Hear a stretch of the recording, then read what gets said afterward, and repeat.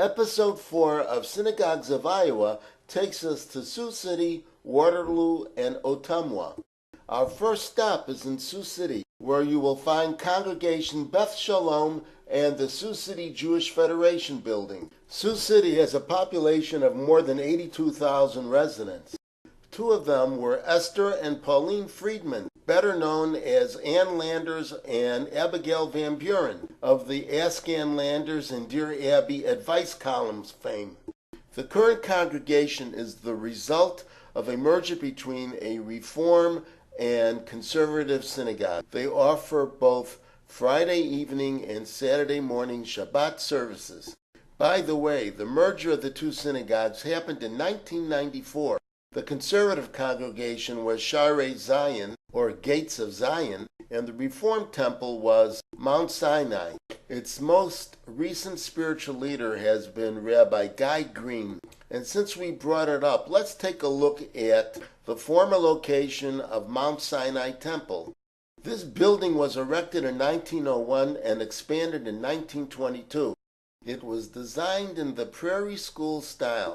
And we are fortunate enough to be able to also show you the building of the former Shaarei Zion Synagogue. It was built in 1927.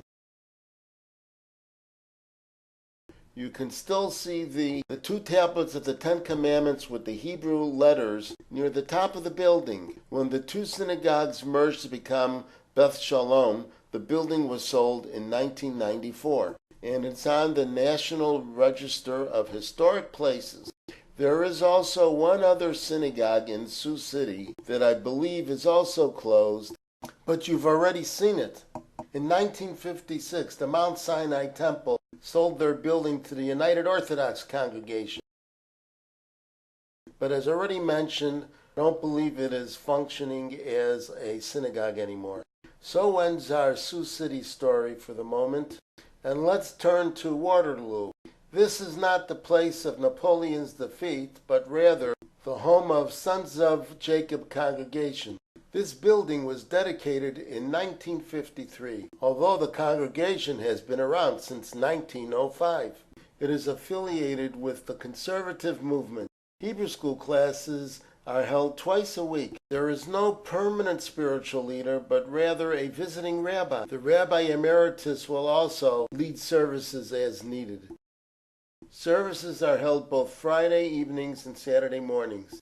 And now we move on to Ottumwa. This is B'nai Jacob Synagogue, built in 1915 as an Orthodox congregation, switched over to conservative in the 1950s. The building is on the National Register of Historic Places. In the 1930s and 40s, it had about 250 members. Through the early 1980s, it rarely fell below 150 members. But by 2010, they could hardly get 10 people together on a Saturday morning. I'm not sure if the congregation is still functioning or is in hiatus, or if services are organized, or there is a guarantee that enough people will be present. And so ends part 4 of Synagogues of Iowa.